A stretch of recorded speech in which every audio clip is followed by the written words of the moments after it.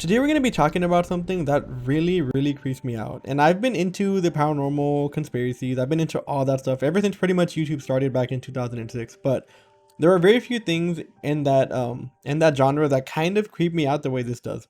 And today we're going to be talking about a demon, but the type of demon that it is what makes it kind of offsetting. And these type of demons are called mimics. Now, a reason that I think that I find these as creepy as I do could be to the fact that this is what I think was haunting my house when I was a lot younger. So I'm going to put you in a scenario so you can kind of understand what I mean by a mimic. So it's a cold Friday night and you decide to stay indoors. You're watching a really good show on Netflix and you decide to get a snack, but you're going to wait until this episode ends. Right before the episode ends, however, you hear a voice coming from your bedroom. Now you're home alone, so you're completely creeped out and you don't know what it is. You're hoping that it can be the apartment upstairs, but you know deep inside that it isn't. What is weird, however, is that the voice seems a bit familiar to you. Your mind quickly rushes through all the people you know, trying to pinpoint whose voice that is and where it's coming from. As you're trying to think of who that voice belongs to, your blood runs cold, and you remember whose voice that is. Your father's. Now for a lot of people, hearing your father's voice is a sign of joy, but for you that isn't the case because your father died 10 years ago. So how exactly are you hearing him talk? Well, this is exactly what a mimic does. These demons will try to mock you by mimicking somebody that you love, and sometimes even somebody that you hate. But the real creepy thing about mimics is that it doesn't always have to be sound related. Sometimes they can actually take the image or physical appearance of somebody that you know. Now what separates a mimic and makes it an actual demon rather than a demon just trying to trick a few times is that a lot of the times a mimic will only do that. Instead of moving shit around or throwing stuff around the house, all they will do is mimic people that you know and try to create some kind of psychological torment. Now, if you aren't familiar with my channel, I actually have a video where I talk about my personal paranormal experiences, and I do talk about the mimic that I ran into when I was about 10 or 11. But there are a lot of instances that happened not only to me, but to my brother recently that I kind of wanted to talk about to kind of give him more emphasis on what these type of mimics do. But before we continue with my paranormal experiences, I kind of want to get into more of what a mimic actually is. So we call them demons because of the torment we inflict, but we don't know exactly what they are. They could be fourth dimensional beings making jokes, they could be aliens, they could be a lot of things, but we don't know exactly what they are. The reason we categorize them as demons is because they tend to want to torment, and that's kind of their only plan, which of course a demon would love to do. Not only that, but apparently praying for your house or going to some kind of blessing can actually help you get rid of them. Now we don't know exactly why they inflict this type of psychological torture. Many people think that these demons can actually feed off people's fear and sorrow, and this might be why they choose certain voices to try to get a reaction from you. Now, whenever you think of things like spirits, demons, or anything like that, you always think of quick encounters or like shadows out of the corner of your eye, but this spirit kind of changes that in a very unsettling way. While you could hear voices when you're home alone, or you could see the shadow of someone that you think you know walking by your house whenever you're home alone, a lot of the times people often report having actual full-length conversation with these entities, and they look like somebody that they're not. For example, whenever I told my paranormal story of me seeing something that looked like my mom, I had about 30 to a minute length encounter with it instead of just seeing it real quick, which was very traumatizing for me. But this is going to link me into my personal experience. Not me, but my brother. My brother lives at the house with me, and he has often told me that he sees me entering his room, and I even say like, hey, what's up? And it's not me because he finds out that I'm not actually home. And he's told me several times, and he gets pretty creeped out about it, but he kind of accepts it. There's also several occasions where he's like asleep and he wakes up and he sees what looks like what looks like me actually peeking into his doorway with my phone camera shining on his face. And he told me what I'm doing, and apparently I reply with nothing, I'm just chilling.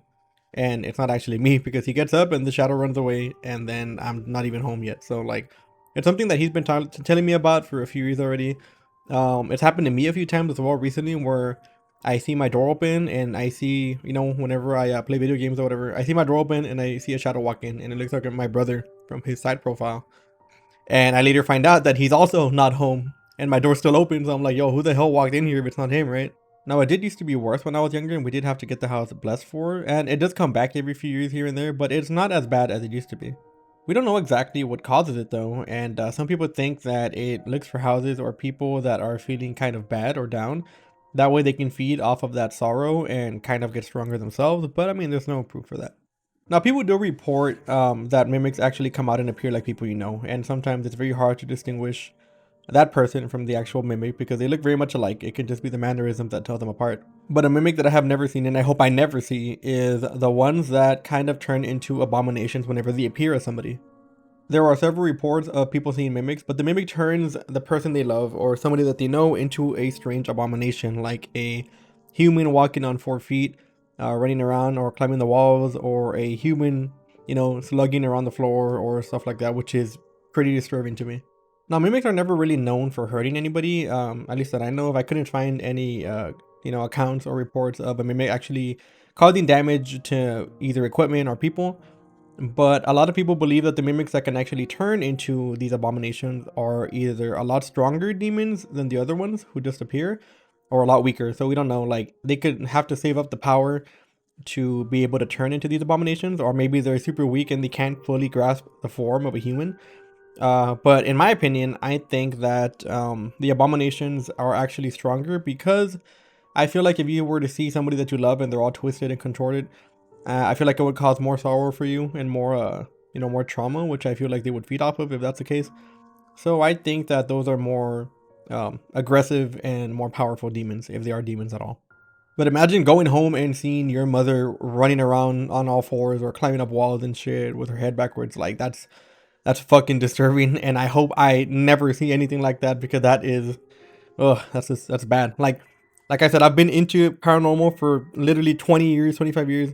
I've been into, ghosts, aliens, conspiracies, all that stuff, and nothing creeps me out like this entity, because I feel like this is just too much. Anyways, let me know what you all think of this entity. Does it creep you out? Have you seen one before? If you have, I would love to hear it in the comments, because I love stories like this. It does creep me out, but it really does capture my interest, so I really hope that you guys have some stories to share. So I do hope to make this a full-time job one day. Hopefully I can make that work out. But until then, I mean, I do work, so I do have to kind of save some time in order to make these videos. I do have a Patreon if you wish to donate. No donations are necessary. Anybody that watches is helping the channel way more than that. So I really appreciate those of you who do watch. But if you do want to go ahead and donate, I will leave the link for that in the description below. But like I said, you don't have to donate. I will appreciate just your view. I really appreciate that in your sub. But if you do, want to throw some money my way, then I would really appreciate it. It would really help me get these videos out faster, and kind of give me some cushion. That way I can spend more time on these videos. Anyways, this has been Sinister Stories, and thank you so much for joining me. If you have any topics you want me to cover, be sure to leave that in the comments below. And until next time, I hope y'all enjoyed the video.